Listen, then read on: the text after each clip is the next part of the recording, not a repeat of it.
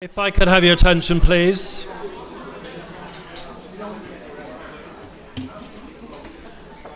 My name's Dominic Fulder. I'm the president of the club. Before we get going this evening, just a little bit of housekeeping. There's a problem with the parking ticket stamp. So if you've brought a car in and you want to leave without paying, you need to take your registration plate number and leave it with the front desk, and they'll process it for you.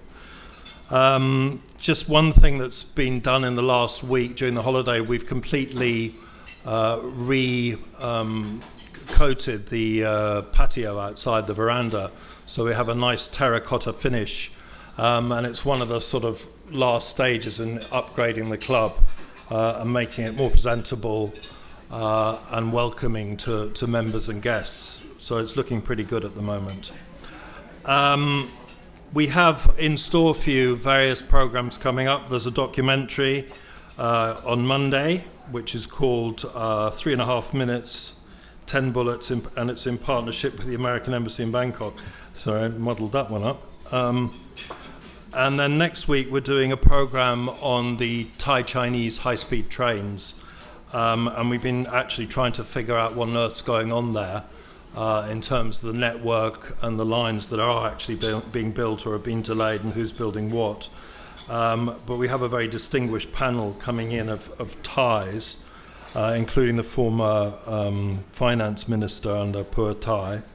The problem with the panel has been balancing it out. We can't find anybody who's in favour of the lines.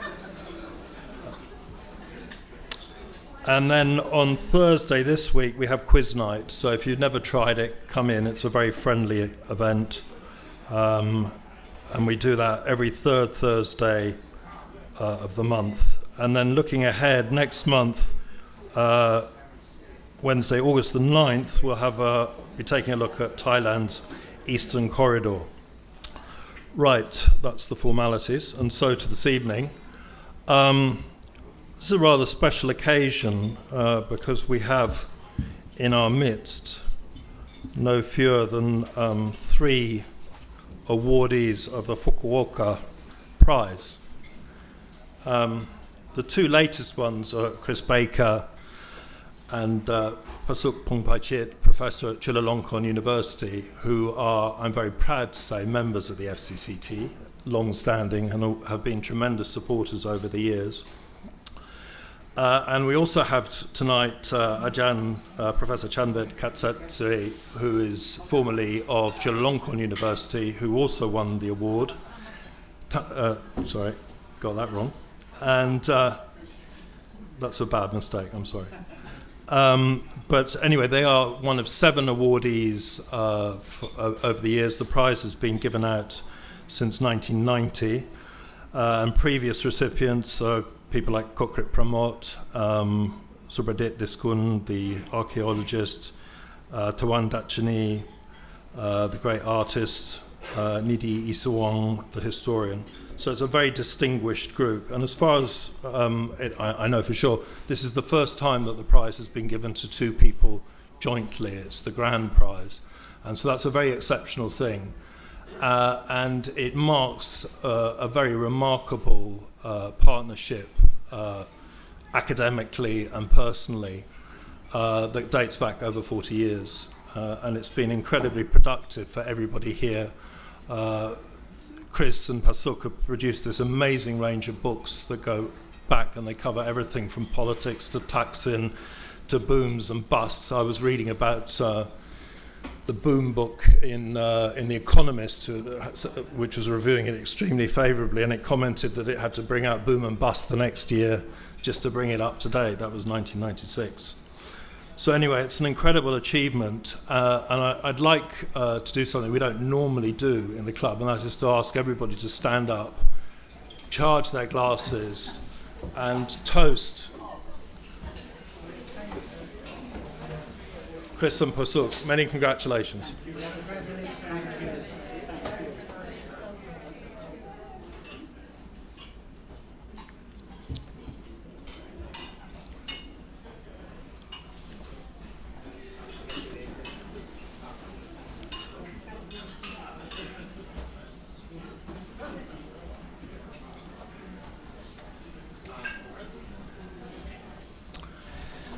So just finally on the Fukuoka thing, the lengthy citation commended their remarkable personal and intellectual contribution to a better understanding of Thailand's history, economy and culture. It cited the multidisciplinary and comprehensive analysis of the social changes which Thailand has experienced since the period of rapid economic growth in the 1980s, an analysis based on a combination of Western and Eastern intellectual approaches and the methodologies from the social sciences and the humanities, which has added breadth and depth to academic research in both subject matter and methodology in a fresh and distinctly Asian way, and also because of their active contributions to society. So once again, many congratulations.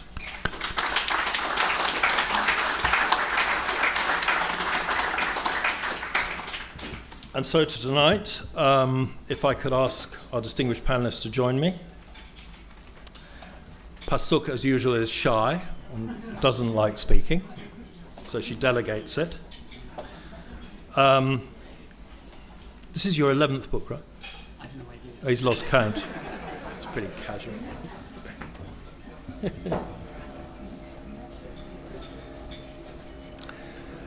So this book has been annoying me all week. It's been sitting on my desk when I'm supposed to get on with other things, and I keep picking it up to have a read, and I can't put it down. But The History of Ayutthaya, Siam in the Early Modern World was recently published by Cambridge University Press, and it takes the first comprehensive look at Ayutthaya, the history of Ayutthaya, from beginning to end, which amazingly hasn't been done.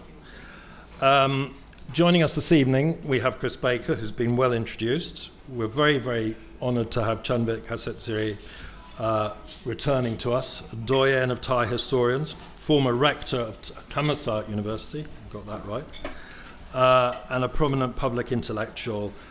His book, The Rise of Iut, written over 40 years ago, is a classic.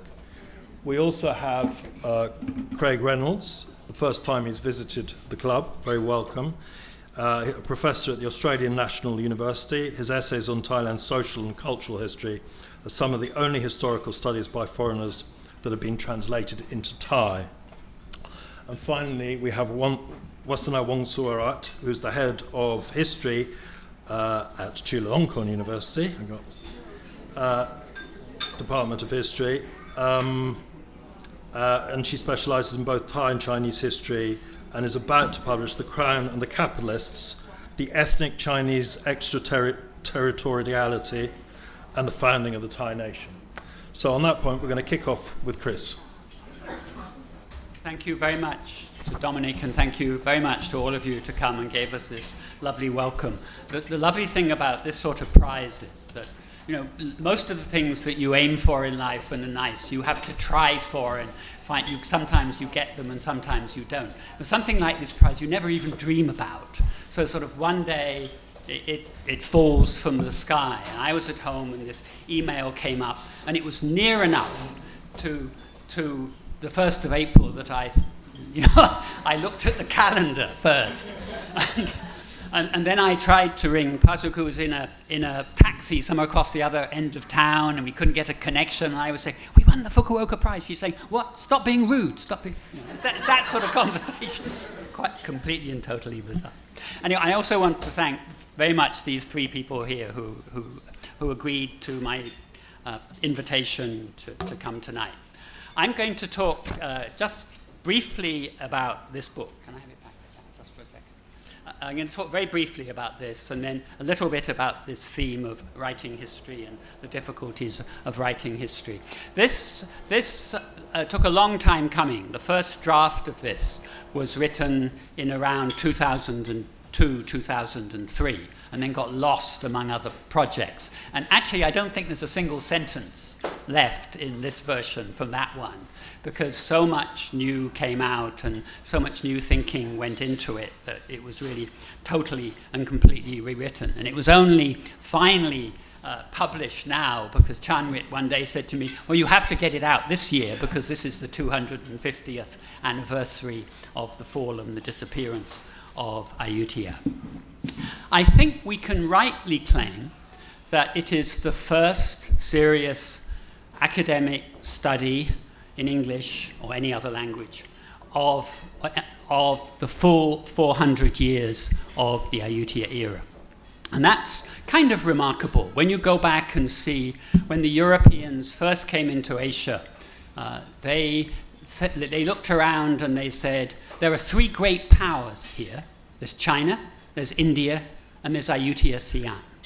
But if you were to look around the history and the historiography today, and you think about the salience of Ayutthaya against places like, you know, Shanghai or Bombay or whatever, it's nowhere near that. It's got completely lost. And that's partly because it got destroyed, but also partly by the way it's been treated by historians.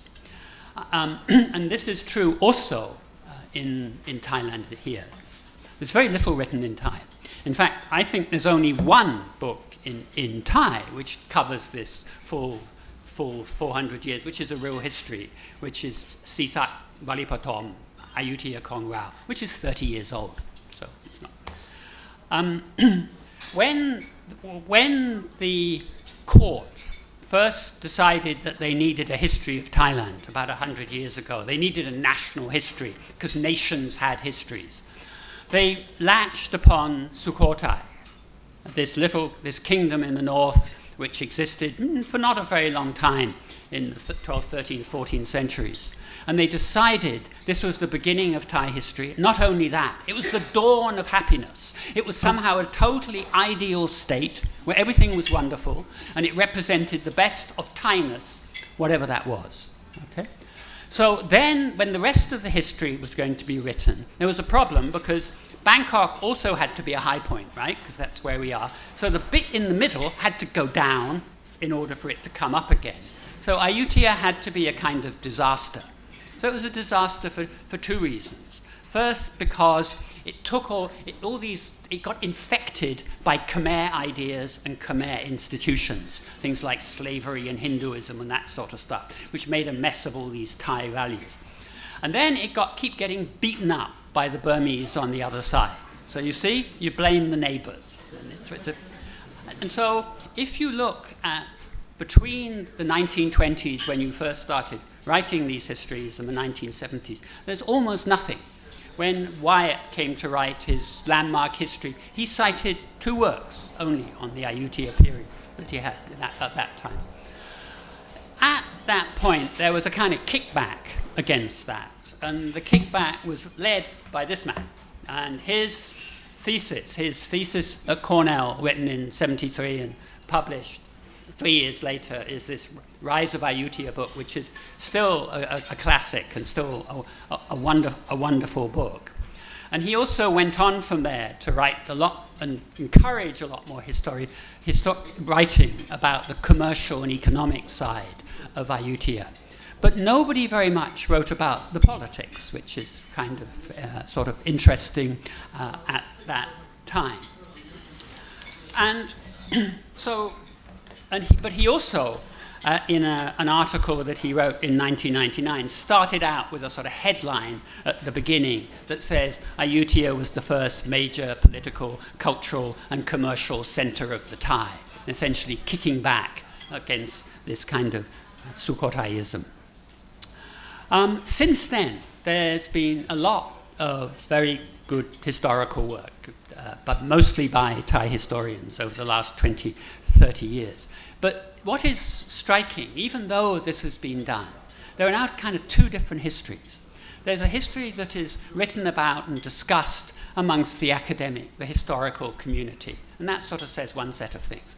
And there's a kind of total standard history, which is still sort of in the ether, which is still in the textbooks in the schools, which is saying something really very different indeed.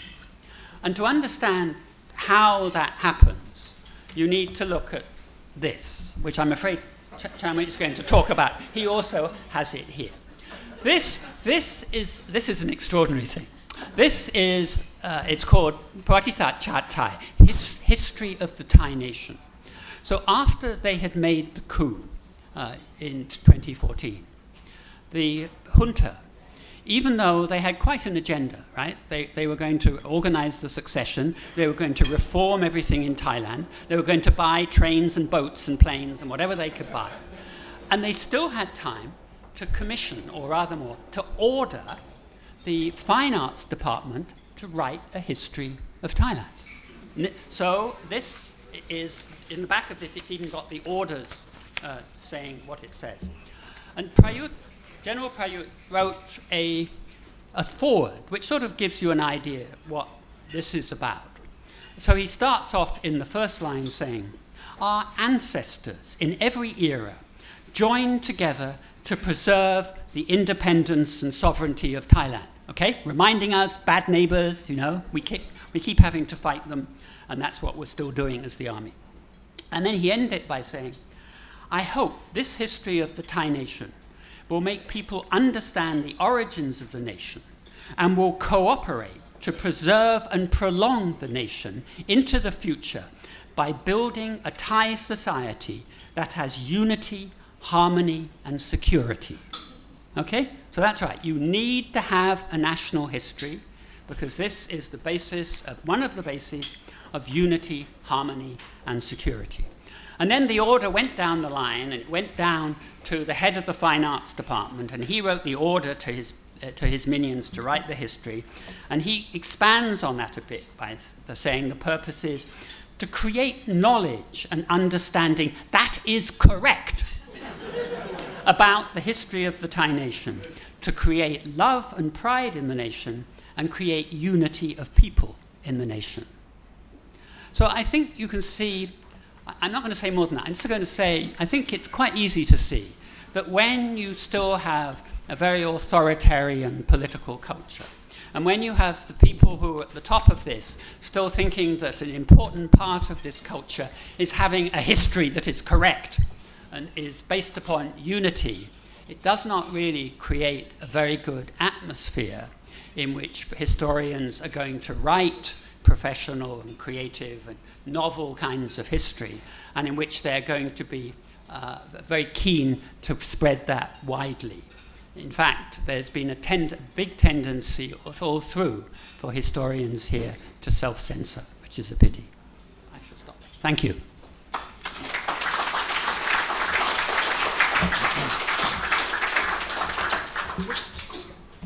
Ajahn Chanvit. สวัสดีครับ Good afternoon, good evening. I like to start with this.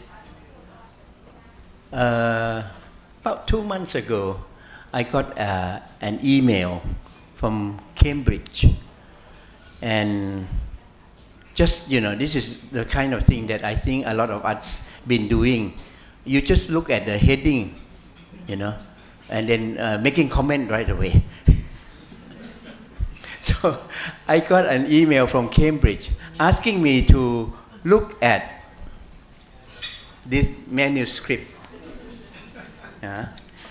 So I said, "Oh, okay, thank you. I will look at it, you know, and then I'll get back to you as soon as possible, you know."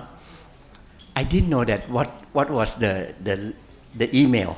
Actually, the email asked me to write about 2-3 lines about this manuscript.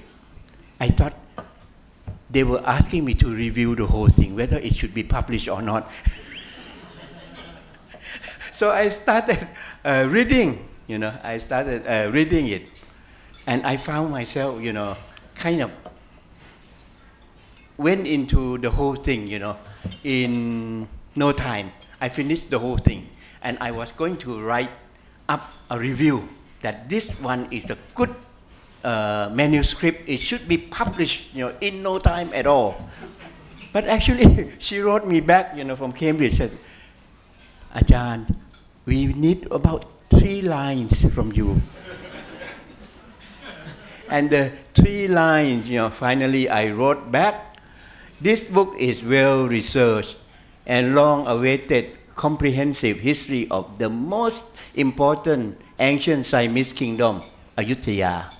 The forerunner of modern Thailand, it will remain the standard history for anyone wishing to understand pre-modern Thailand and Southeast Asia." Signed, Chanvit, you know. So, if you haven't bought it, buy it. it's a must. It's really a must, you know. So the book, you know, I think it is so wonderful, you know. As I thank Chris very much for bringing up my old book, you know, the Rise of Ayutthaya.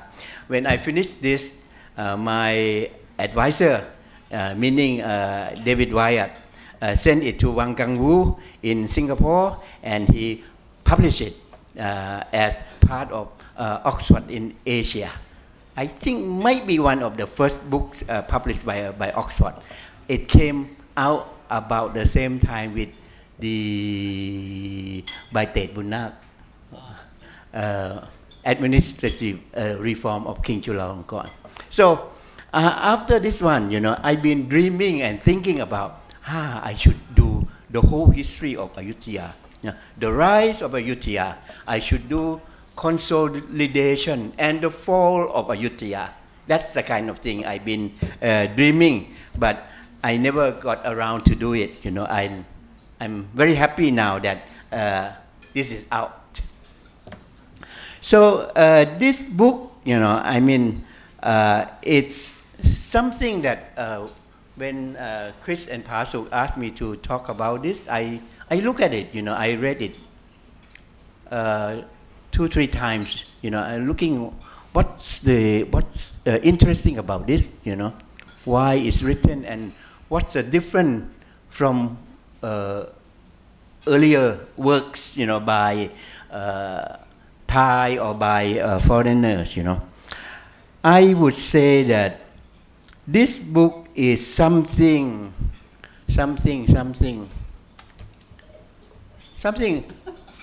ahead of this. This is A History of Thailand, Chris Baker and Pasuk, also by Cambridge. So this is something like, I would say that is before the Thai nation. This is before the Thai nation. There was no nation of the Thai before, sort of, you know, I mean, the modern time. So this is a history before the Thai nation. And it covers a lot of things that you want to find out about pre-modern Thailand. They have, you know, how many? 7 chapters, you know, 7 chapters. And I would say that if you have it or you read it, you know, you'll find out that this is something that we need in this poor country of mine, meaning Thailand. Let's see. When I read it and then I started to think about the official history of Thailand, this one by the leader of our junta, I did a long review of this book. If some of you may know, you know, I mean, Ajahn Tavisin, who is a historian in Mahasarakam, and he has to do a cremation volume for his his father. So he asked me to review this book. So I had a long review of the book in that cremation volume. So I would say that this is an official version of Thai history, and this is unofficial. In the Thai language, you know, we talk about ประวัติศาสตร์กระแสหลัก meaning mainstream history. So mainstream history would be this, you know, it's under the Ministry of Education. Under Ministry of Education, you know, most two conservative ministries in Thailand, they are very official and hopeless. So I would say that this is something against the mainstream, against the mainstream. I try to look up the word, what is the antonym of mainstream? I look and look, Google and Google, but finally I think, I have to come up with the word outside. This is outside. This is outside Thai history. It's against the mainstream. So I would say that when you look at this outside mainstream book by Chris and Pasuk, you do not find the Outi Mountains. You do not find the Outi Mountain up, in the area of Russia, Mongolia, Kazakhstan, and China. I went up there, a few years ago to look up for our ancestors. The Thai, came down from the Outi Mountain. I didn't see anything at all, It's too difficult, too difficult for the Thai to live up there. Elephants would not survive in that area. So you do not find the Outi Mountain, You do not find Ram Kamheng in here. You find Ramarat, You find, so you don't find Ram Kamheng, meaning Chris and Pasuk were outside the mainstream of inscription 1, the origin of and the golden day of Sukhothai. And what's very interesting, I want to come quickly to the end of it. The fall of Ayutthaya, when you read Chris and Pasuk, they were doing so well. They're rich. They have a lot of money. They were doing fantastic trade with China, exporting rice, importing Chinese immigrants and all this, So Ayutthaya was doing well before the fall in 1767. So the kind of explanation is very, very interesting, about why it fell. If you go along with the official version of Ayutthaya, because it was so bad and there was this unity, the Thai are not Samaki, so they fought and all this, which is partly true, but actually they were doing quite okay, but they didn't know how to manage the wealth, the prosperity of what they've been doing so well in the 17th century. So the ending is quite interesting and against the official version of the fall of Ayutthaya, and the blame on the last dynasty, Ban Phru Luang, in order to praise the present dynasty. I think that's the point, So I found it very stimulating, and I think this is a must, and it must be translated into the Thai language. And I wish that, the two of them, Chris and Pasuk are very, very exceptional and fortunate, And that's why they got Fukuoka, two of them, at the same time, for the first time. They're fortunate because Chris has a kind of history training, that could go up there and look down. This is what's going on down here, He has must be a good training from Cambridge, history. He's been doing India and all this, He's the one that we went to India together, I never thought that, our holy place, Bodhikaya, was where they grew opium. I didn't know about that until Chris told me that this is where the opium came from, Anyway, so Chris can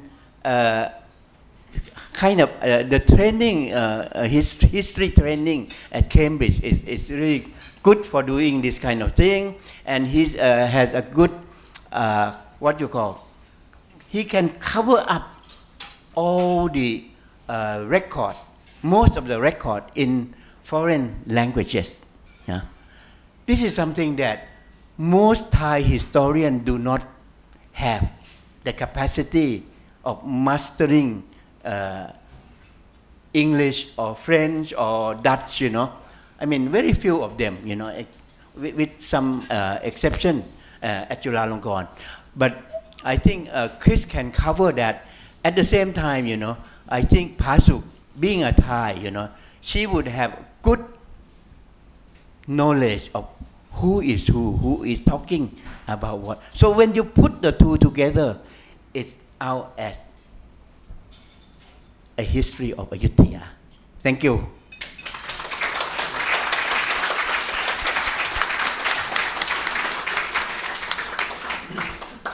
Craig. Well, thank you very much for the invitation. I'd like to, of course, congratulate Chris and Pasuk on the book, and also pay tribute to their prize, the Fukuoka Prize. Their productivity in Thai studies and across all sorts of disciplines is quite stupendous. And their books, not just about history, about many other things as well: political economy, corruption, literature, and translation. Translation is an activity, it's an academic work that's not always thought highly of when you're in an institution and you have to report on what you've done. Translation is often something that isn't considered very important. But their translation of the epic poem, Kun Chang Kun Pan, is nothing short of remarkable. And they also have been public intellectuals, something not mentioned so far. I don't think this entered into the awarding of the Fukuoka Prize, but those of us who know their work know that they're very active public intellectuals. And I remember for a long time they had a column called Little Elephant, Chang Noi, which appeared in the newspaper from time to time, and they compiled their columns and published them, and it's a great. If you want to crash course in Thailand, it's one of several books that they've written that's worth reading. Chris asked me to say something about writing history in difficult conditions, in a particular difficult historical moment. And so I'm just going to offer a few points to contribute to this discussion and to fulfill my assignment, as I saw it from Chris. I think I've been invited to talk about this as someone who's an outsider. Don't live in Thailand. I've never been to the Foreign Correspondents Club. I come often to Thailand, once a year at least lately, but not permanently do I live in Thailand. In our little group here, we have inside and outside. I'm an outsider who's visiting, and so I'm temporarily inside. In our little group, in terms of inside and outside, we have Wasana and Chanwit, who are insiders inside. They travel a lot. They seem to be outside a lot, but their appointments and their work has been mostly in Thailand. And then we have Chris, Pasuk, of course, is an insider inside, but Chris is an outsider who's inside. Been inside for a long time. But there's another category, which is the insider-outside. And so we have a number of people that I can mention who are historians. We have Thongchai Winichikun, who is now in Japan, but was formerly at the University of Wisconsin, a student of both Chanwit and myself. And we have another insider-outside, who's a historian, who is Somsak Jim Tirasakun, who was in exile. I think self-imposed exile, though of course he had reason to impose his exile, given what was happening in Thailand after the coup in 2014. Thongchai and Somsak have a lot to do with each other in their experience. They were political prisoners together after 6 October. And they're both radical historical thinkers. So until Somsak went to France, he was an insider inside, but now he's an insider outside. It's more than interesting, the three people that are in trouble with the junta for comments they've made about various things. One of them, Somsak, is a practicing historian. He had an appointment at Thammasat University. And one of the other ones, Pawin Chachawang Phongpan, is not a historian exactly. He's not a card-carrying historian, but he knows something about history, which is why some of the things he says gets him into trouble. So it's more than interesting because it shows that history matters. It's important to the historians, the authorities. And you could say, please, I'm being sarcastic here, that historians should be flattered that the authorities care, because it shows that they care about your work and are paying close attention to it. History matters. The difficult things that make history writing difficult, I would say tricky. It's tricky writing history, particularly in the language. We don't have time in this kind of discussion to get into the differences of what happens when you write in Thai versus English, although Chanwit and Chris have mentioned this history book, Prawatisat Cha Thai, that was produced after the coup. And the tricky conditions affect people like me. We have to be careful about what we say. We don't just say anything we want. I don't anyway. And it's not just because we don't want to be in trouble with the authorities, but we don't want our friends, colleagues, family, friends, former students to come under the spotlight of the authorities. In thinking what I wanted to say tonight, I came up with 3 questions, and I'm going to answer my 3 questions. The first question is, are the constraints on writing history today something new? Are they new in Thai history? I'm a historian, so I think nothing is really new. In the past, there's always a little hint of something that comes later. But I have 2 or 3 examples to illustrate that this problem is not something new. It's been with the Siam in the 19th century and right up through to the present day. The first example I have is a rather lengthy example, and I'll try to get through it quickly, but it illustrates all the problems that we have today, some of the things that have already been mentioned. And it concerns a poem that was written about 150 years ago in the 1870s. I said to Chris, can I talk about the 19th century with this group? And he said, yes, it's okay. You can talk about the 19th century. So I'll make sure that I show you why this is important 150 years ago. This poet who wrote this poem was a scribe of a nobleman. And he wrote an account of a military campaign up to the northeast, Nong Khai, up on the river, the Mekong River. The account was in verse. He was a poet. And in the old days, people spoke to each other and communicated with each other often in poetry. In fact, in my lifetime, improvising poetry on television was a great entertainment. One of my oldest friends who's passed away, a poet from the South, Pinyo Sijamlong, won prizes for improvising poetry called Glonsot on television. So poetry is a kind of language that people used, and it's not surprising that this account of a military campaign should be in poetry.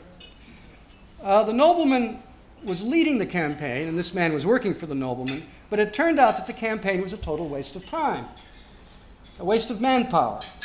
The army didn't even reach Nong Khai because another army had got there first and had defeated the enemy that was the object of the exercise, and the nobleman's army was recalled back to Bangkok without having fired a shot. There were many deaths, but not from battle, from disease like jungle fevers. The livestock the army was given for its food supply was sick and diseased. The campaign was a farce. The poet who told the story didn't mince words and wrote a very realistic account of what had happened. I'm told by Thai literary scholars that the poetry isn't great. It's not of the highest quality. But for me, it was a goldmine. Vivid details, tragic ending.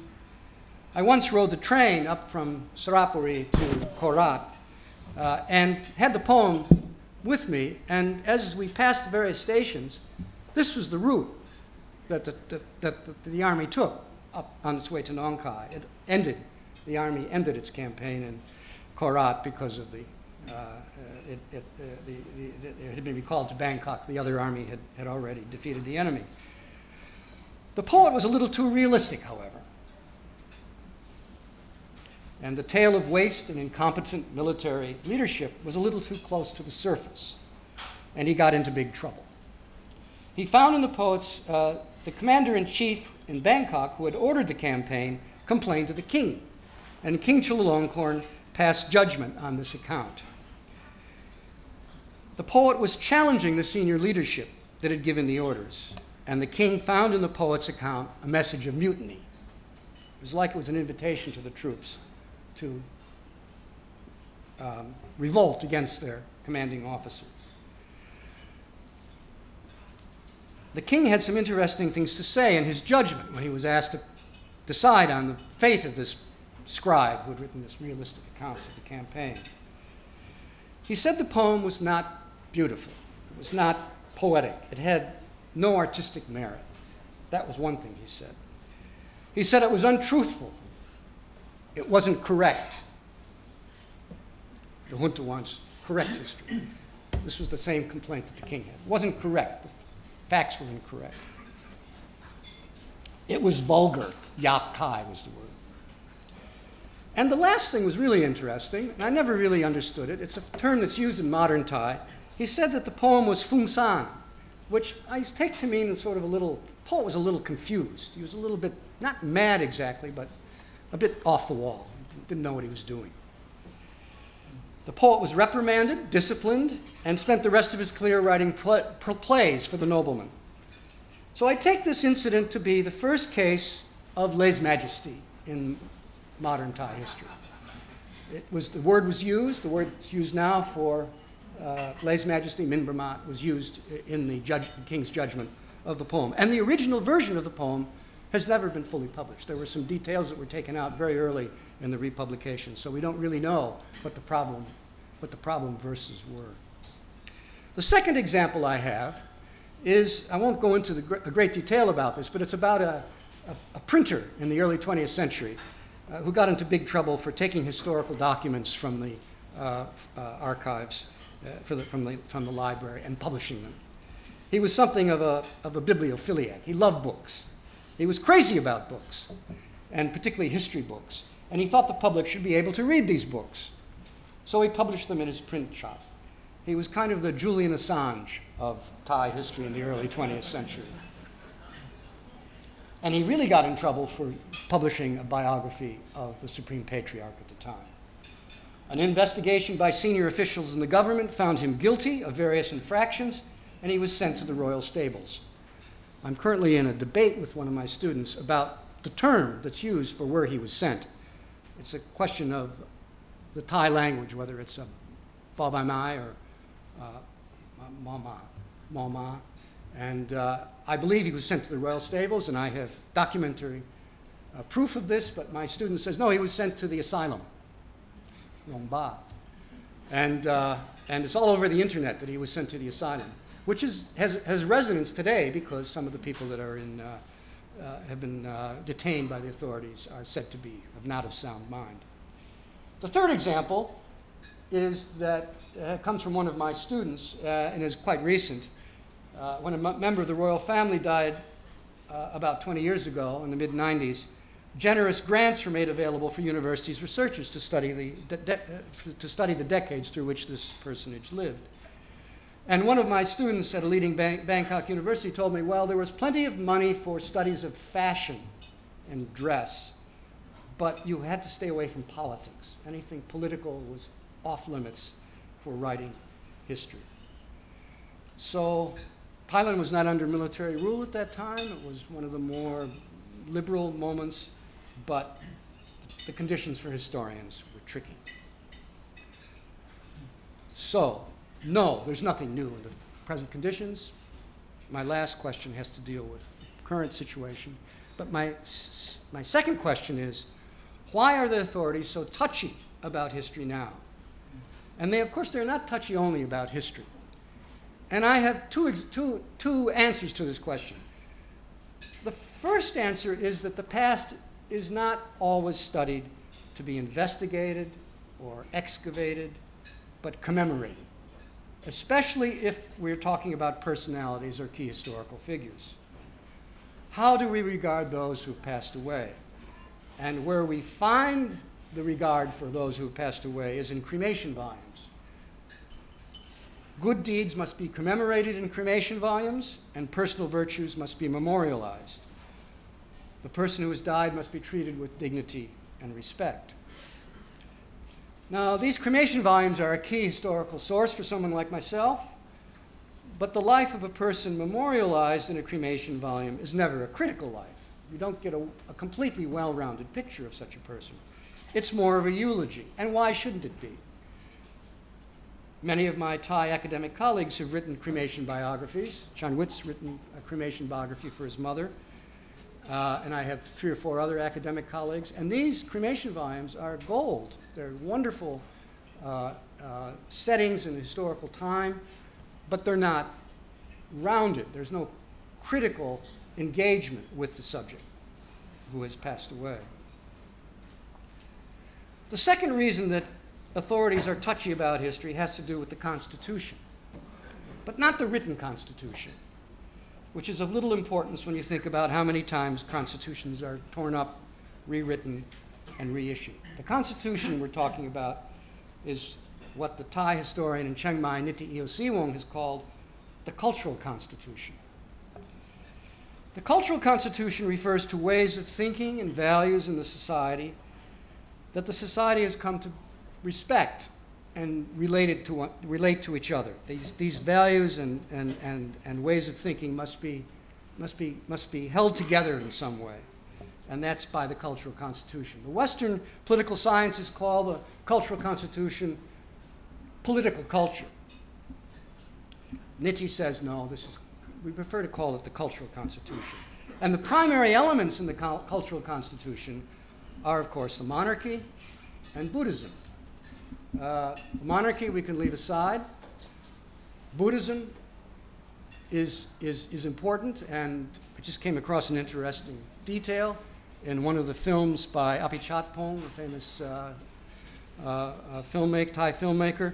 A couple of scenes were to be taken out of his film. In the end, he didn't allow the censors in Thailand he didn't agree to the censorship of the film, and he withdrew it from circulation. But two of the scenes that were to be taken out involved monks. A monk was playing a guitar. The authorities didn't like that. And in another scene, some monks were playing with a remote control UFO object or something, or a remote control gadget, and this was seen to be, of course, monks do this, but in a film that was going to have wide public circulation, it was off limits. And it is this cultural constitution that the military or any Thai government must secure, keep nailed in place, and defend. And I finished this section by mentioning that the reason I can read this cultural constitution in English is because Chris and Pasuk have translated it, and it's on the Kyoto Review website. The third question is, are things worse now? And why? Are the authorities more vigilant now than ever before? And if so, why? Are they able to be more vigilant? So, 2 answers to this question. It used to be the case that journalists were more vulnerable than academics to constraints and the tricky conditions that prevail when the army takes over. But the rapid development of digital technology has changed all that. Websites and blogs have created a new space for what we might call academic journalism. The op-ed pages always offered a platform for academics, historians included, to comment on matters of national interest. Now these comments are disseminated quickly all over the world, Facebook and Twitter, and anyone can be a journalist. Can anyone be an academic? I'll come to this point in a minute. One Western academic with historical interests and a PhD from an overseas university, a Westerner, he's a published scholar, she a published scholar, I won't say which, was denied entry into the Kingdom of Thailand a few years ago and deported because of public comments on a blog. So the line between journalist and academic is now blurred, the one easily merging into the other, sometimes in the direction of academic to journalist, and sometimes a journalist or an editor or someone involved in publishing moves over to academic. I just read something on 1932, which was written by someone who's doesn't have an academic appointment, 17 footnotes to the best scholarship. So this person, for the sake of this article on 1932, is an academic as far as I'm concerned. So the digital technology, and it's a website that's, I don't know if it's located in Thailand, but it's easily available. So the digital technology has changed the conditions in which the tricky conditions that we must work in now. And back to my comment at the very beginning, to close the second answer to my question, are things worse now than before? There is nothing new for historians, I said. History is present knowledge. It's what we know now that counts. And the past can easily collapse into the present. The fall of the absolute monarchy in 1932 is called a revolution, which wasn't really much of a revolution when you compare it with what happened in China or Vietnam or Cambodia. Nevertheless, it signaled a big change in the Thai political order. Partisans of the People's Party have kept the flame of democracy, if not a republic, very much alive. What happened in 1932 matters today. It's a contemporary event. The time collapses, 32 to the present. And despite the fact that the military quickly claimed the event as their own success during the 1930s, the governments after World War II have found it very difficult to incorporate this important political event that changed Thai political history, to incorporate the event into their own story of national leadership. So there are my two answers to the question of, are the authorities more vigilant now than ever before? Are things worse now? They're different. There's no question about it. A final point, and I'll close with this, is that Thailand is not unique in these difficult, tricky conditions. In Laos, Vietnam, Cambodia, Myanmar, even Singapore, although things have lightened up a little, still there are constraints and watchfulness by the authorities. And with a wider range of vision, we could look elsewhere in the world, outside of Southeast Asia, Egypt, Turkey, many countries have this problem, tricky conditions for the historian. Thank you very much.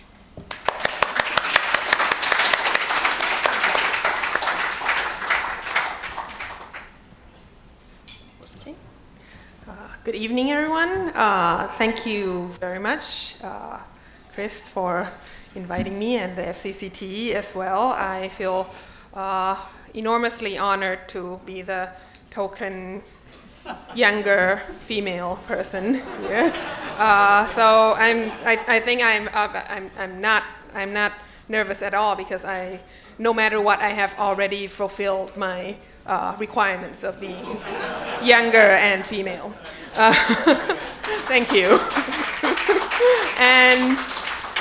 And it's also very nice to be speaking with the last one, because I can comment on all sorts of exciting things that others have talked about, and also others would have covered a lot of important things that have to be said already. I have a couple of comments first for what Ajahn Craig has said.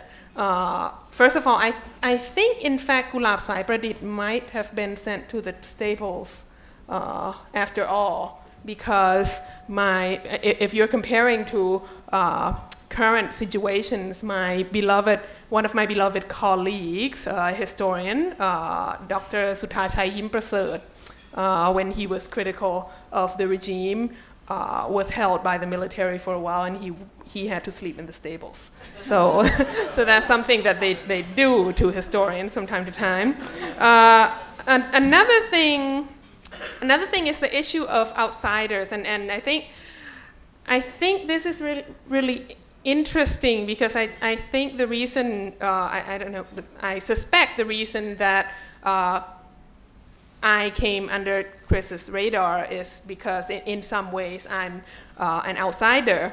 And that meaning that I was actually trained as a historian of modern China. And very importantly, I am, sorry to confuse you, I am not the head of the history department. I'm just a lowly lecturer in the history department at Chulalongkorn University. But in the age of China Rising, they have made me the director of Thai studies. So I'm a modern Chinese historian who's the director of Thai studies. Why ever, I don't know. You would have to ask the powers that be.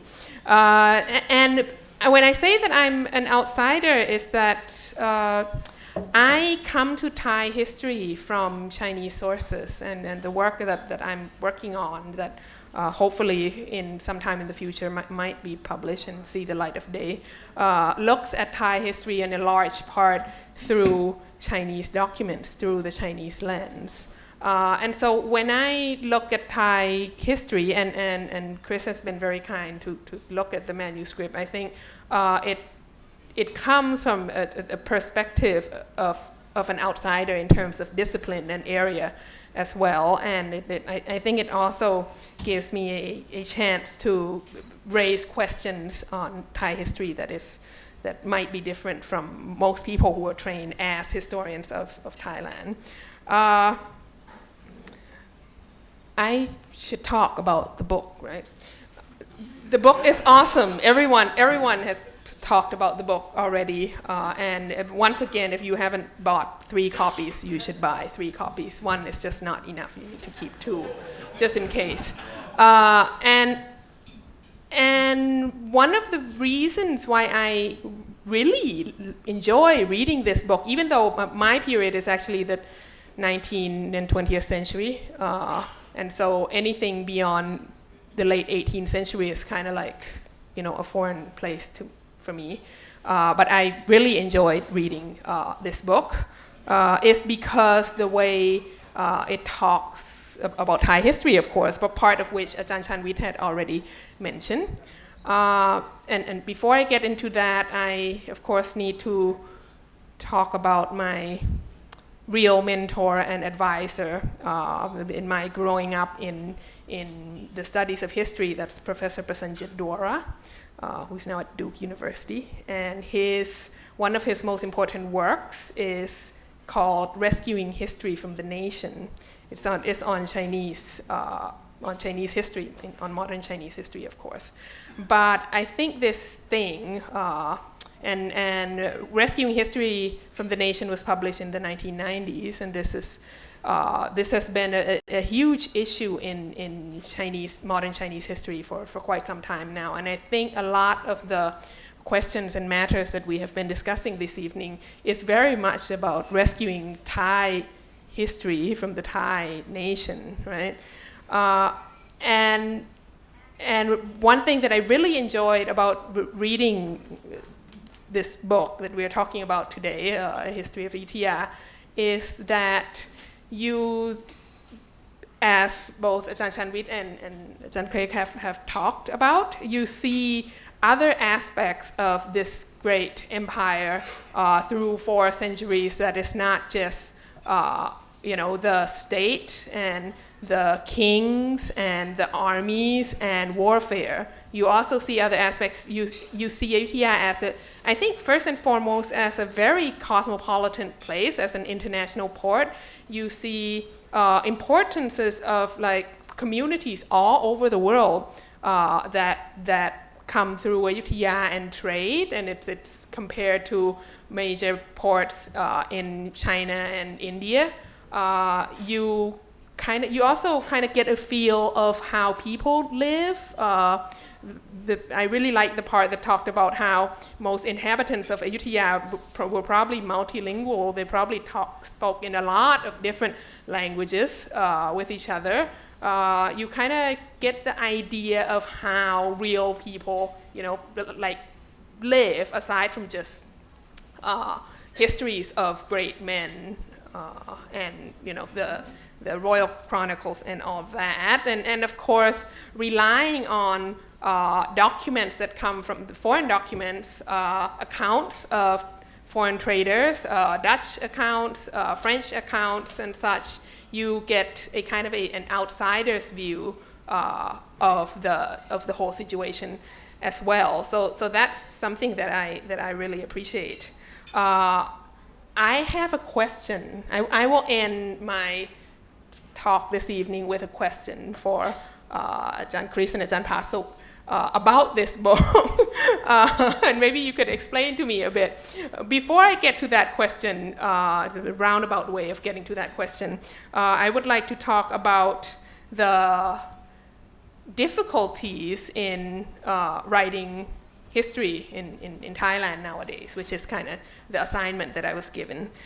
So my take on it, I'm glad that Ajahn Craig has already mentioned some of the issues, and Ajahn Chanwit as well, self-censorship or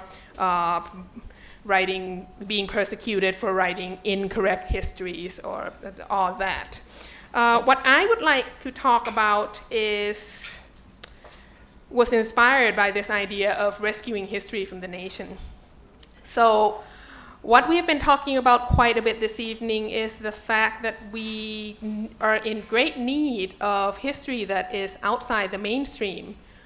We need a narrative that goes beyond nationalist history and the history that is commissioned by the junta to the Ministry of Education and comes out as that volume that both Ajahn Chris and Ajahn Chanwit talked about.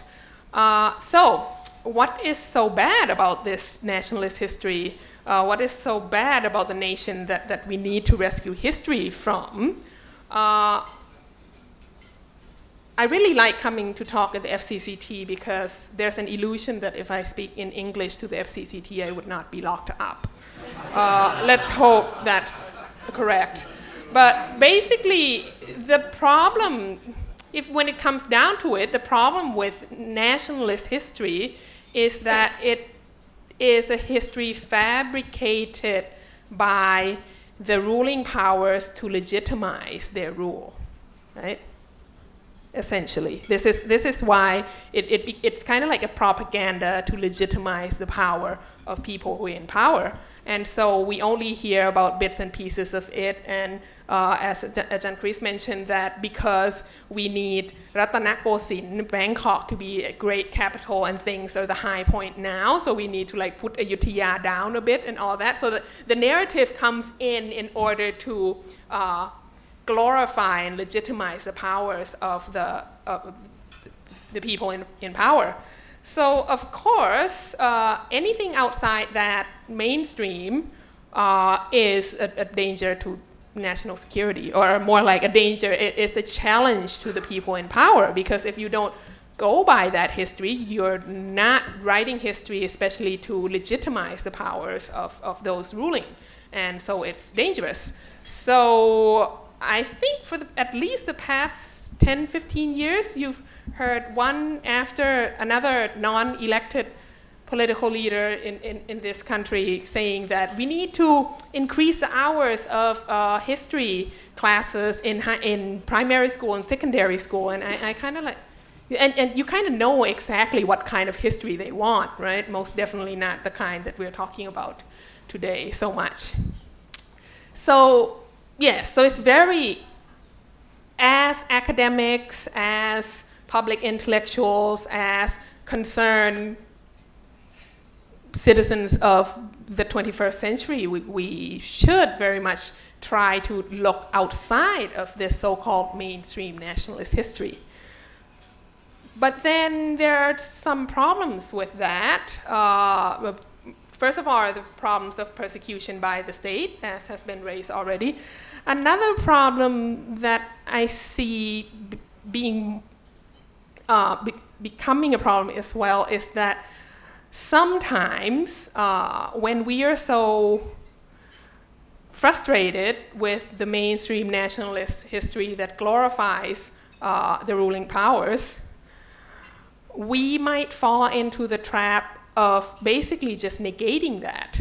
So what happens is that the mainstream creates propaganda for the ruling powers. legitimize the ruling power. The revisionist or the reactionary or the counter mainstream history then writes propaganda to delegitimize or disqualify the ruling powers. And a lot of times, in the end, that becomes, because it's basically just negating the mainstream, the propaganda history, it then doesn't get out of this rigid frame of the national history. Like what? Another thing that I really, really like about this book is in the introduction part, it reads like a crash course on Thai historiography, and the authors talked a bit about the different schools, and one case that was mentioned is the local history movement, right, of people like Ajahn Sisak, and also the kind of Marxist schools like Ajahn Chatip, looking at the local histories as opposed to the national mainstream history of the dynasties and of the government. You want to go and look at the history of the people, which is supposed to be a new way of looking at history. But in the end, the main frame of this localist history, if you look at it, is basically you're looking at the histories of the people who reside within the geographical boundaries of the nation. So it's not the history of the powerful, it's not the history of the government, but it's still a nationalist history, it's still a history of the nation. It's still within the national bounds. It doesn't go beyond that. And in the end, when you tell your history within the national boundaries, which had only been hardened and set in stone, like in the early 20th century, in fact, it's very difficult to create a history that goes beyond the idea of the nation. And so this is only one of the examples. Another example might be just hypothetically, when we say, if the mainstream history says that this, for example, the last dynasty of Ayutthaya was like so corrupt and didn't do anything right, and in the end, that's why Ayutthaya fell, right? Or this glorifying history of the current dynasty says that this dynasty is so great and the great kings and all that. And in the end, basically, I think it's not good enough for us to write a revisionist history that basically tells the same story, but just says that the ruling powers are not the correct ones, or the villains of mainstream nationalist history are actually the heroes, and vice versa. If we fall into that trap of like having the good guys and the bad guys, in the end, basically we only get a revisionist history that doesn't really tell a new story, and it doesn't really. I don't see it helping a lot, and I kind of feel that because of the very heavy pressure that is put on historians nowadays, and we're bombarded with all these building of new monuments and commissioning of new history textbooks, and these state-sponsored, state-support history textbooks get to publish like in the tens of thousands, hundreds of thousands, and the rest of us take 15 years to publish a book, and 3 people in the country get to read it or something.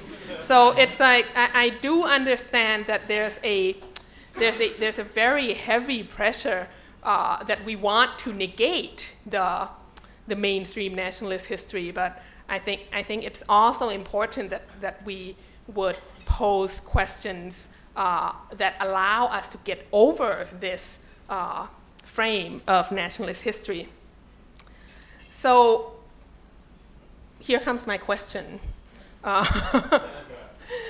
So there are 7 chapters, right, as Ajahn Chanwit mentioned.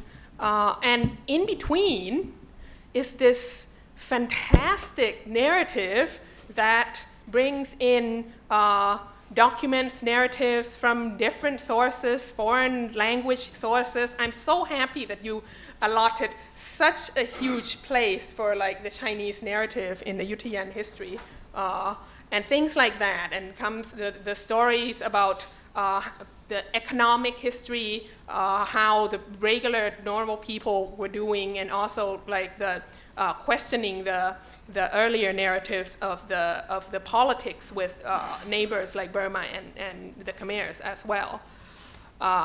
So that's great. That is the kind of history outside the mainstream that we really need. I really agree with Ajahn Chanwit in this point, and this is the reason why everyone should buy 3 copies of this book. But there's one point that I think I don't get, and I would like maybe for Chris to talk about it a bit more, is that you start out in the introduction with a quote of King Chulalongkorn Rama V when he gave a speech among the ruins of the Grand Palace in Ayutthaya. And basically he said that, and those of us, I think everyone here knows that King Chulalongkorn, according to the mainstream history, is supposed to be like the father of modernization and the father of modern Thailand and all that this is the mainstream history. So then King Chulalongkorn said something like, I paraphrase, it's unfortunate that, you know, our country doesn't yet have a history that dates back long enough. Basically, why do other people have histories for thousands of years and we have a very short history? So I encourage people to, Thai people, to try to study history and trace back our ancestry and our glorifying history for as long as possible.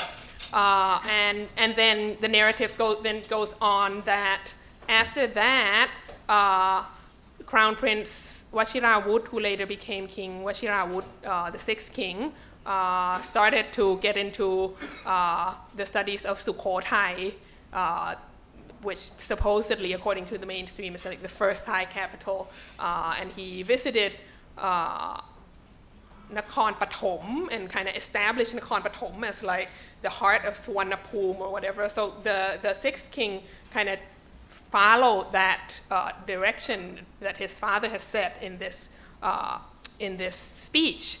And aside from the 6th king, there's also Prince Damrong, who has been credited as the father of modern Thai history. Prince Damrong also started studying and using like not only historical accounts but also archaeological accounts and information to try and construct a history that dates all the way back as long as possible, like the Outi Mountains, as Ajahn Chanwit said. So in fact, that speech by King Chulalongkorn amidst the ruins of Ayutthaya was, I would say, the starting point of the fabrication of what has become the mainstream royalist nationalist history. My question is here. Why did you end your book with that speech again? I'm really confused. So you start with that speech. We get it, that there's a problem with mainstream nationalist history, and then you go on for the entire book, and it's wonderful. It's not mainstream. It's outside the mainstream and all that. And then you get back to the conclusion, and you end with that same speech. Is this self-censorship? Are you? Is this to say that you? Yeah. Why? What's about that? I think I just didn't get it. So So maybe I All can right, end let's- here, and Chris can say something about To that. be sure, to be sure.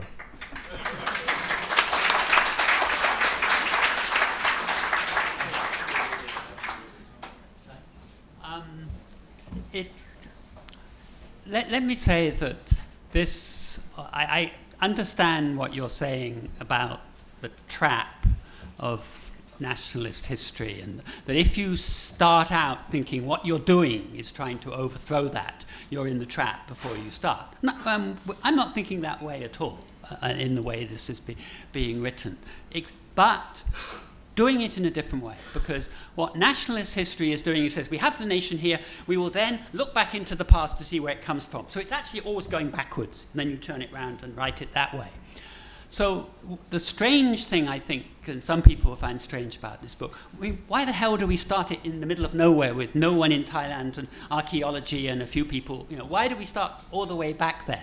The answer to that is time's arrow, because the idea is you start the history with just the landscape there and basically no people in it, and then you people it, right? So it's not starting here with the nation and then deciding how we get to it. It's starting with nothing, and then how does something grow out of that nothing?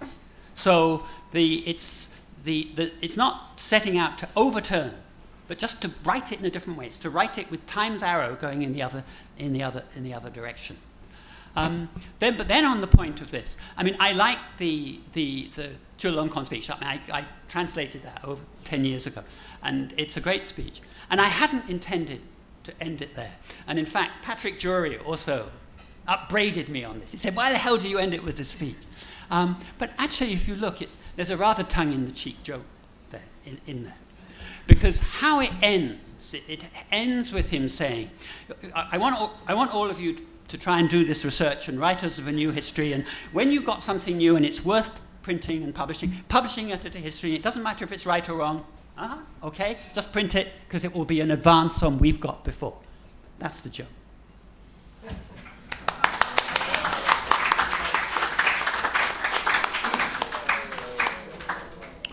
Right, well, just to let you know, there are hundreds of copies of the book at the back. I'd like you not to put us to shame. They sold 200 copies at the Siam Society. 100. This is a challenge, so you've got to go. Ajahn Wasana Chaturon Chai Seng was arrested where Craig was sitting, speaking in English. But anyway, carry on. So I see questions coming, please. Tidnan, please, yeah. Thank you, Dominic. Thank you very much, all the panelists. I just want to say to Ajahn Chris, thank you so much for giving me the book. I've read it. I've got notations. Thank you for giving us, both of us, a book. I also have bought one more, and I'll have to sign it for a friend. And now I'll heed Ajahn Wasana's admonishment, and I'll buy two more eventually. I think that the last, I have just a quick couple of comments. The last point that she mentioned is a valid one. I mean, the thrust of the book, when you get to the end of it, you just feel like you've uncovered an elephant, sort of, and you've skirted around it and say, well, okay, this is something new. It's almost like you just wanted to, okay, I'm sorry I've done this, That was the impression I got. I have three quick questions. First, on Ayutthaya, on continuity.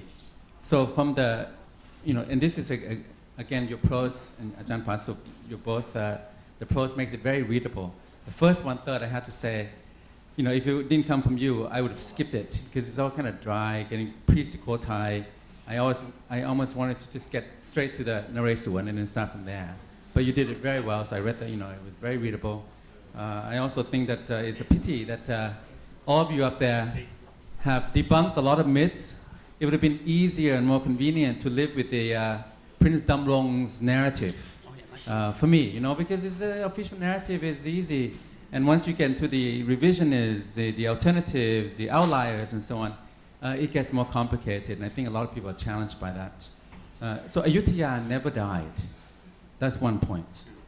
That continuity in that. I think that's really interesting, because if that is the case, When you talk about absolute monarchy, the whole narrative, history of the monarchy, in fact, it has continued, regardless of the different bumps along the way. So that's my first kind of question, is that the case? Second, the notion, this is very kind of timeless human conditions that nation states go through, and also we go through. We become victims of our own success. So Ayutthaya, there was no decline. That's a really good point. I really found that intriguing. There was no decline and fall. There was just the fall, which is really, something. Reading this really brought it to alive for me, because I've read a lot of stuff and I thought, well, there was no decline. It's true. So is the case that, are you trying to impart some lessons for the modern period? Are you writing a history for the present day? So the notion that you're mismanaging prosperity, the lack of, the looser bonds, the abandonment of the relationships between commoners and the nobles and so on. And I was really intrigued that the provincial towns defected. I come from strategic studies, right? So this is Ayutthaya was really well guarded, was secured, had good walls and good cannons and so on. But in the end, it was because they didn't have internal support, because those relationships loosened. So are you trying to say that the present day prosperity is being mismanaged, and therefore we have these problems that we have? The third part is not the narrative, which I found a little bit surprising. The third part is about King Thaksin, that I find really interesting. So, the narrative is that he was a mad king. This fits that narrative. I was expecting an outlier, alternative, revisionist take that maybe he was not a mad king like King George III or something, but that he was overthrown. There was a coup. He was ousted. It was a power grab, power struggle. But from the thrust, the crux of this, it sounds like he was kind of, he didn't have it all together. Maybe after the first half of his reign, he lost it. Is that the case? And was it because he was Chinese?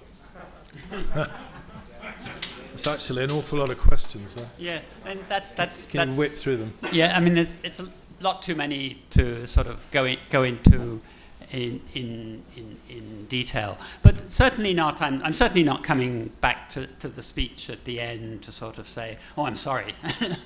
No, as I said, I may have got slightly too taken up by a rather cute joke involved in there, and it seemed to me a rather unusual, provocative way to end the book. There was many more conventional ways to end it.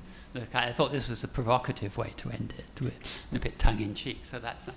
On Thaksin, no, I very much support, it very much clearly says this is a coup, and it says it very clearly, they had planned it, they came in, they arranged it all, it got messed up in the middle because 2 or 3 other people came involved.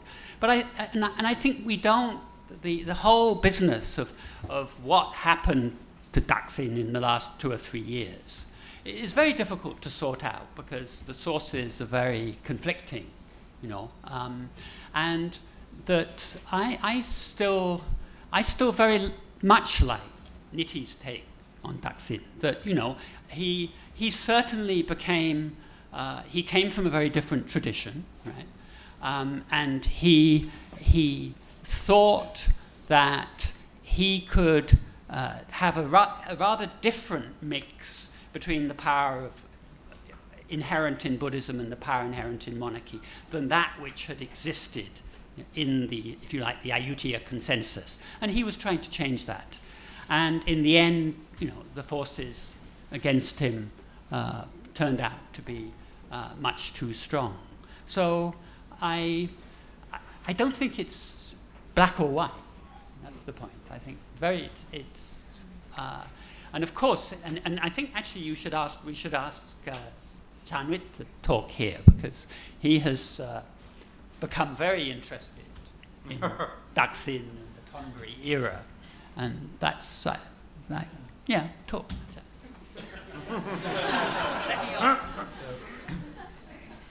Actually, I'm organizing a big seminar in mid-September, and it would be about, the title is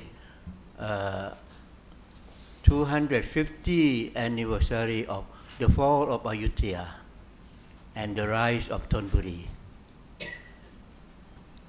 I think, I mean, usually, you know, I mean, for a long time they talk about the fall of Ayutthaya, and they never, most historians wouldn't celebrate the rise of Thonburi, but actually I think Thonburi is quite important.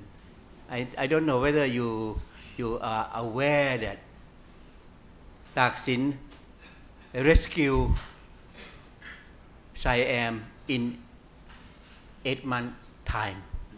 Naresuan took 15 years. So, this coming August, I will be visiting the tomb of King Thaksin in Mueang Taechiu in South China. They said that his robe was sent there, and there's a tomb there.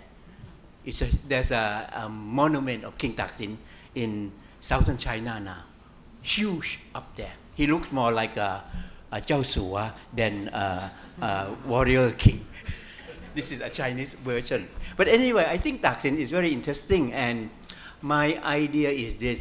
Let me go back to Ajahn Vasana. She made interesting question, and yeah, I look back, you know, because I remember Chris Baker translated that piece by King Chulalongkorn in 1907. Yeah, 1907, meaning the King Chulalongkorn had reigned for 40 years, meaning he was equal to the longest reign of Ayutthaya, meaning Baromatai Lokanath.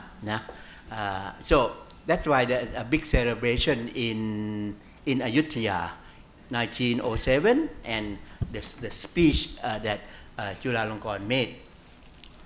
And I think this is very interesting as far as history is concerned, because Chulalongkorn said that, well, look up,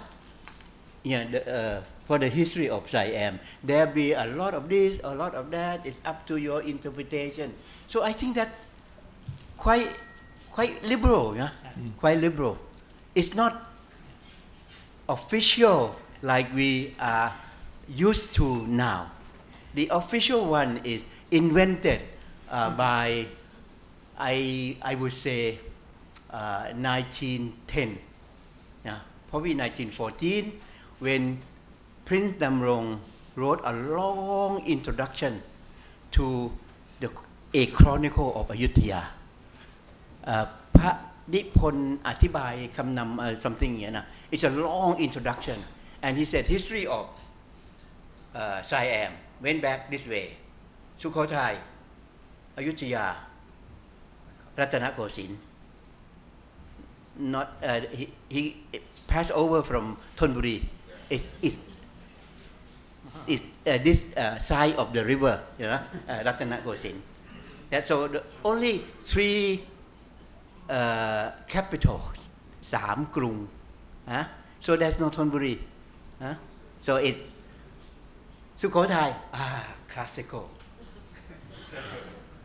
the golden age. Ayutthaya, dark age,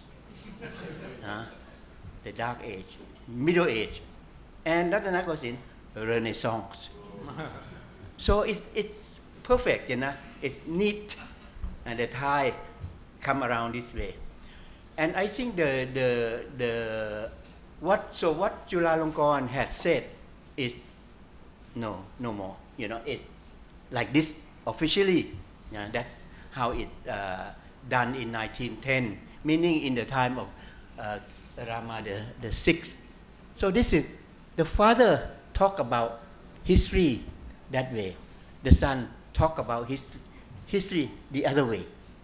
You see this kind of, you know, father and son going on in Siam, in Thailand. But the point is that the coup of 1932 came, and this messed up the whole thing, messed up the 3 period of classical, dark age, and the Renaissance. This is my reading, that because of the 1932 cool people, they want a new version. So, Luang Vichit Vatakan inserted Thonburi.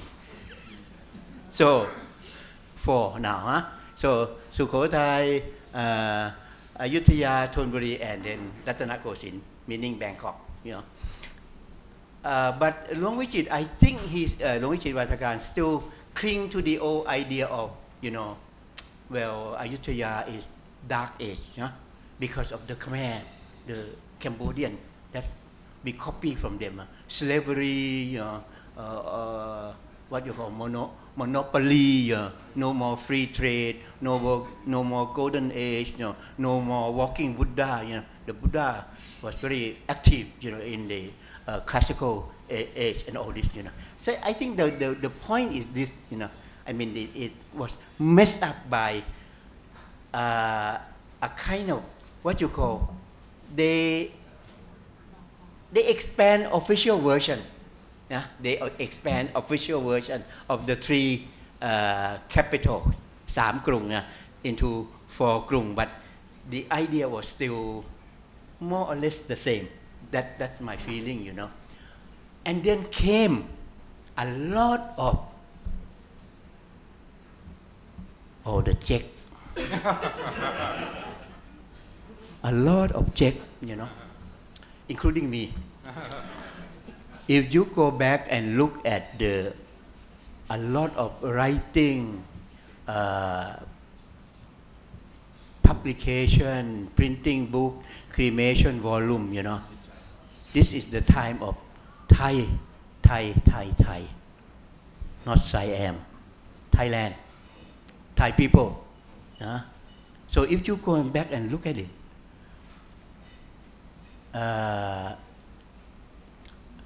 the missionary, the doctor, Dr. Dot,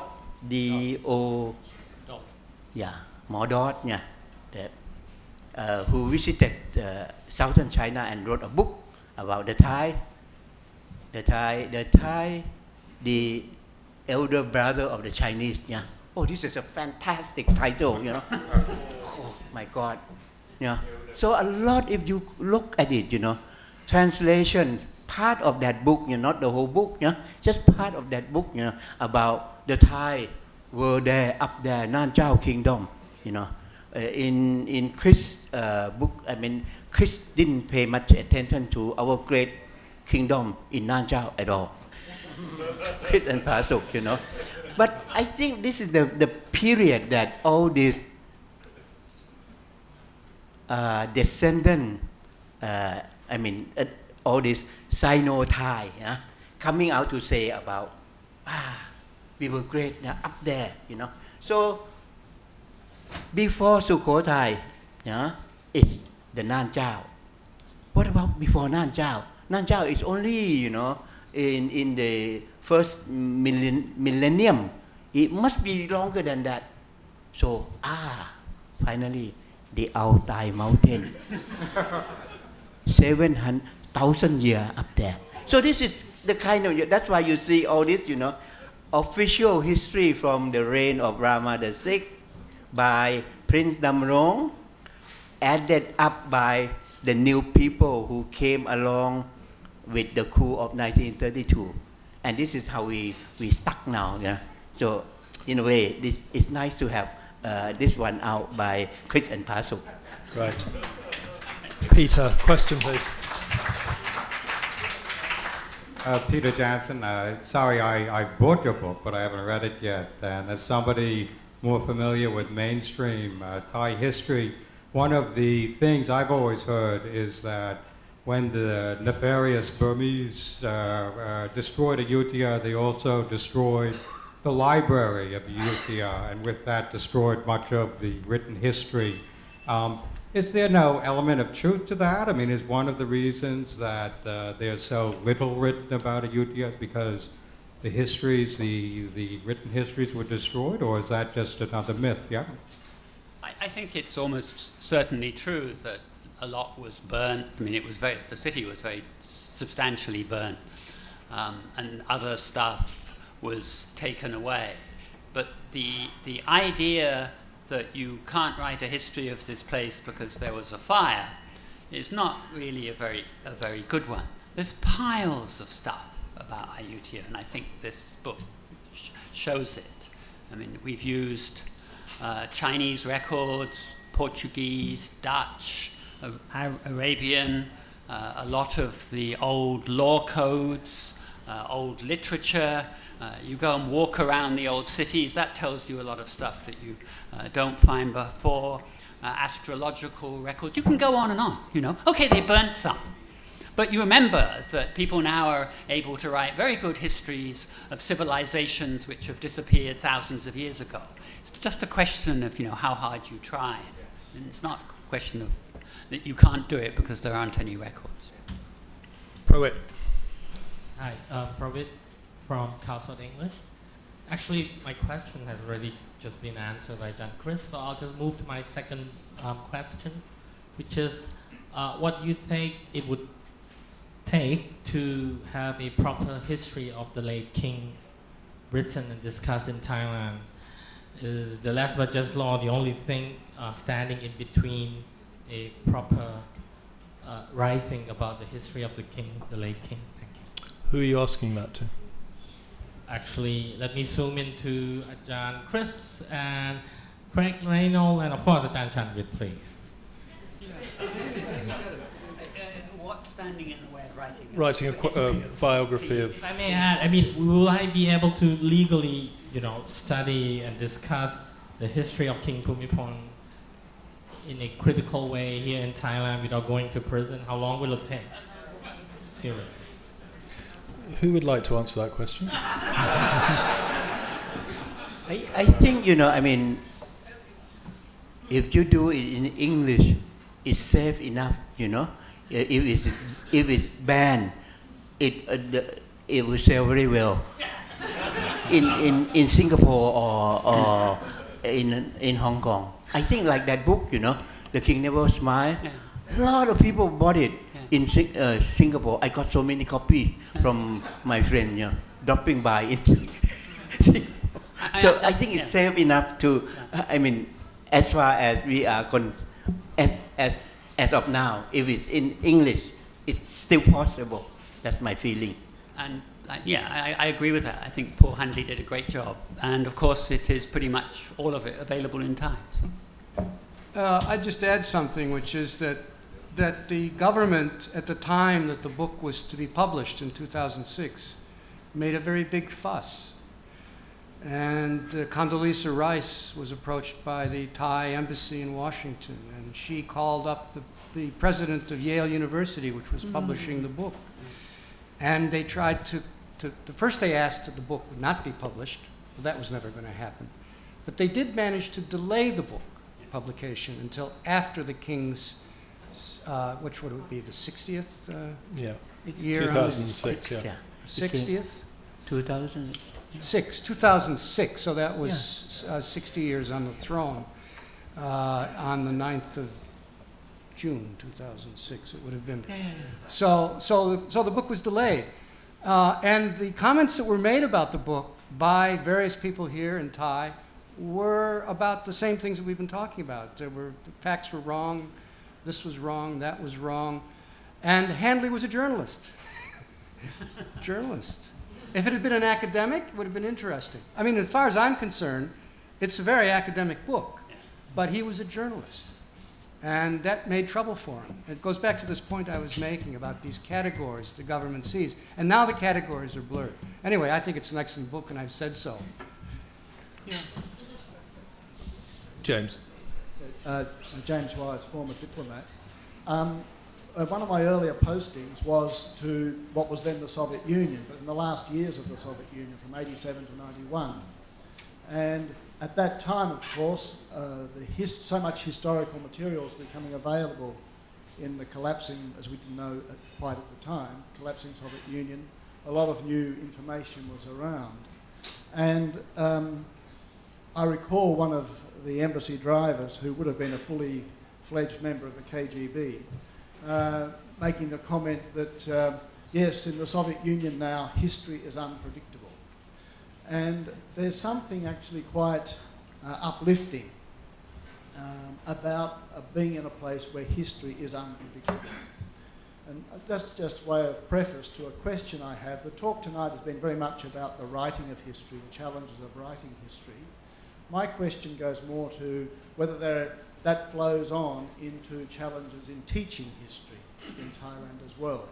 And the reason for that is that at the Siam Society a couple of weeks ago, at the launch of the book there, just by chance I got into a conversation with the gentleman sitting next to me, and it emerged, I'll be careful what I say because I don't want to identify him, and I can't identify him by name because the conversation didn't even get as far as exchanging names.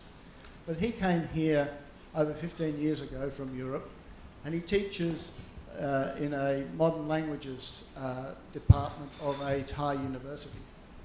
And got chatting about that, and it emerged that he also teaches Thai history. And I asked him, why, what's your area of specialisation? What's your special interest in Thai history? And he said, well, none really. Excuse me. The reason he's teaching Thai history is the Thai history professors now find it too risky to teach Thai history. That's what he told me, and that's what they'd told him. Is that a one-off situation, or is this becoming an issue in the teaching of history in Thailand more broadly? Oh, okay, that's great. I do not want to repeat Jaturun Chai Sang's experience. I think there has been issues in teaching history. There has been some pressure, especially the major kind of like basic courses where required of the whole faculty or required of the whole university level. You from time to time you have students complaining, parents complaining, and you also have, there are some degree of pressure, but I think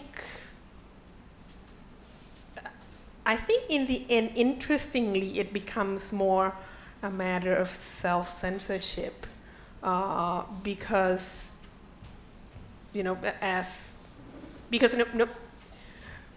now if you have a talk, an academic seminar that is open to the public, that has a topic that is related to politics, a lot of times, especially if it's in Thai, a lot of times you would have some military person come and listen in. And I have been told that if we go over the line, he would raise his hand or something, or we would be arrested or whatever. But there has never been any clear indication of where the line is and where how much could be said. And luckily, at least where I'm at, the classroom is still a place where you most of the time you don't have military personnel sitting in, so I've been able to say what I want to say more or less freely. Another thing that I like to say that this is actually not only a constraint on teachers of history. In fact, I think another area that has been very much affected is political science, and we have some colleagues here in political science as well. I was actually a part of a international program, kind of an exchange program with students coming from abroad and studying for a semester, and we having to provide them a set of courses for them to take. And I taught the course that came towards the end, so I taught like the last 3 weeks of the semester or something, and they were complaining to me, and they were like, no one wants to talk to us about Thai politics. And I was like, but there is a course taught by someone from political science. And they said, yes, every time we ask him about politics, he says, I can't talk Thai politics.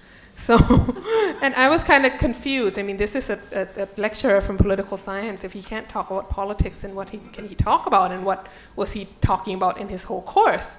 But I think that is in fact a self-censorship issue. So I think at this point it's still something that is possible to do. Yes. Right, a few more. Panino, were you waiting? Were you waiting to ask a question? Yep. Didn't mean to, but I also had some questions. And great book, Ajahn Chris, and congratulations on the book, and Ajahn Pasuk also on the Fukuoka Prize. I have some questions for the panelists, and I also have some questions specifically on the book. For the panelists, James asked about teaching history. I want to also ask about studying history in Thailand.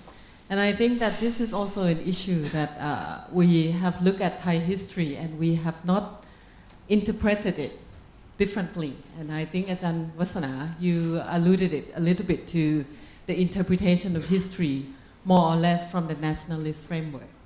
And I was looking forward to hearing your view on what the Chinese view of Thai history was, but I didn't think that you elaborated much on that, and I would like to hear more on that. And the question to you, leading historian in Thailand, is that are we too focused on looking at Thailand as an exception? So we look at the Thai history and we look at everything, and then we get really interested. I am interested in all this because we are part of this, and all the international scholars who look at this also look at it in a very eyes that they love Thailand and they want to know more about Thailand. Are we overlooking something that would allow us to compare our history to other countries? For example, is this a typical story that we see in most countries that are in the building of national identity? Is this unique, especially for Thailand, in the sense that we are building on nationalistic interpretation of history? Why don't we see more interpretation of history in various ways? Take Kukam, for example, a famous soap opera. Why don't we see Kukam reinterpretation in a feminist perspective, in a more modern perspective? Why do we always see Kukam in the same interpretative way? Why is that? Why is history being perceived to be like that in Thai society and Thai education? That's my first question. And the second question, I think I want to take it a little bit beyond this talk. Ajahn Chris and Ajahn Pasuk, you are a role model for many, and particularly for people who have the professional companionship in the family. And I think that I speak for many around here. How do you manage? How do you manage the professional and the and from the personal? And take it as a tip or something that I would love to hear. Thank you very much. Let's start with the second question first, because it's and Pasuk's here to make sure you don't lie. You get very good at arguing. This is really very, very important indeed. We obviously 2 points of difference. You know, male, female, historian, economist, Westerner, Thai. You know, so we're coming from very different perspectives. When we wrote the first book, which we wrote together back in the early 90s, we wrote much of it staying down in a house in Siam. On the weekends. We both had full-time jobs, so we were going down there at the weekends and writing. And we would spend about half of that time stomping up and down the beach, arguing at the tops of our voices. And I think if anyone who had watched just one of these days would have said, you know, this is a relationship on the point of breakdown, you know, and to see it repeated next day and next day, and we did it for about a year. And that it's true. I mean, we got so good at doing that, and we also got good at having these extremely fierce arguments, which I always lost, by the way. And at the end of that, saying, okay, well, who's cooking the dinner? You know, so. Do you wish to add to that?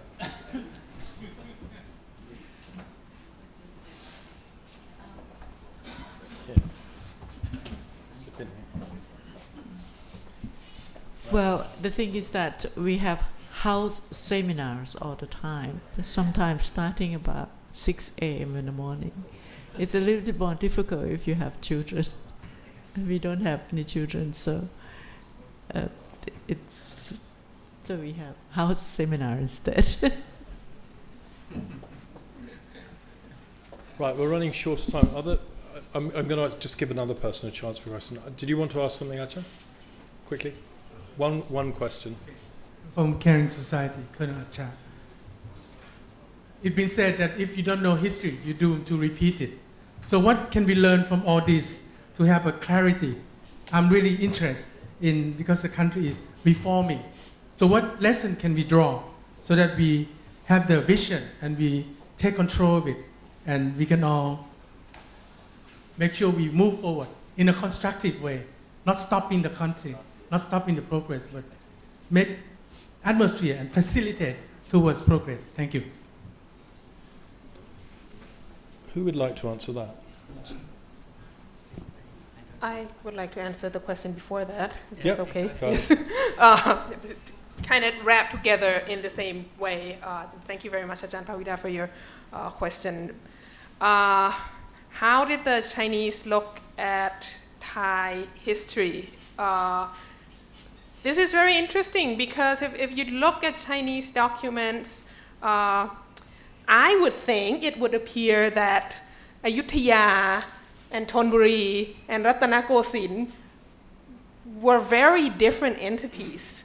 And some of you might have known that King Taksin spent a very long time not being recognized as the king by the Chinese. In fact, Ajahn Chris told me that the letter of recognition only arrived after he died. So that's how China seemed to have looked at Thai history. So that actually goes to, I would like to answer this in a form of a question that all of you stellar historians here might answer, is that, is it possible at all for us to study Ayutthaya history as Ayutthaya history and not as Thai history? Like, why does Ayutthaya have to be part of the narrative of, does it necessarily, Ayutthaya develops into Thonburi, into Ratanakosin? Or why can't we just study Ayutthaya as an empire, as a kingdom, as a dynasty? Like, is it possible not to look at Ayutthaya history as Thai history? Thank you. Yeah, I think that's what we did. Yeah. In fact, if you look through the book, you will hardly find the word Thai in there.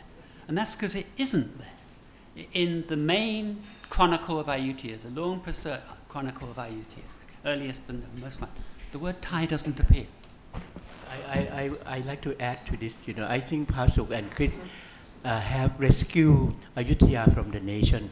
That's my feeling.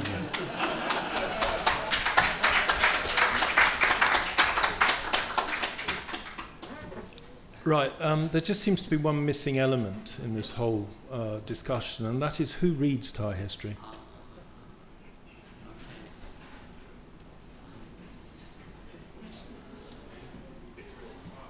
When we had a big surprise a couple of years ago, so when we translated the earlier book, The History of Thailand, which is really a history of the Bangkok period, we translated it into Thai, which took 10 years to do, and mostly Pasuk. And then we didn't change it at all, and it had been written very much originally for a Farang audience, the original book in English. We didn't change it at all. We didn't have very high hopes. It came out in the book fair in 2013. And it was the bestseller of Matichon, the the top serious publisher in the book fair of that year, and sold enormously and went on selling at that time. And we were so surprised. You know, people say Thai people don't read, they certainly don't read history. But thinking back, it was precisely because of what we're saying. It's written in the same spirit. It's not a nationalist history, and it was so refreshing to many people. It's been written, you know, not against it. It's not trying to overthrow the nationalist history. It's just trying to do it in a completely different way, and much more of a people's history than is ever there in the nationalist history. And so I think, I can't remember exact details of this, but you know, Pasuk went up to some research conference up in Nongkai, Udon or somewhere, up in the northeast a couple of years ago, and someone came up with a copy of the book and asked her to sign a copy, and she said, well, what do you do? She said, I'm a dentist.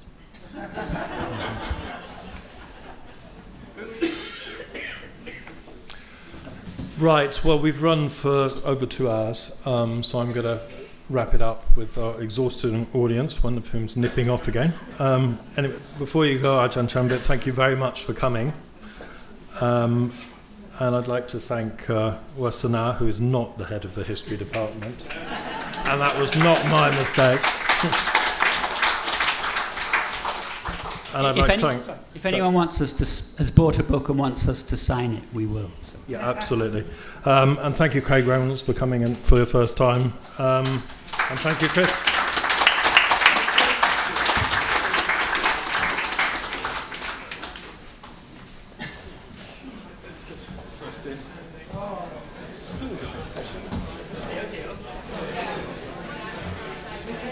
Thank you very much. Thank you. Fantastic. We're very proud.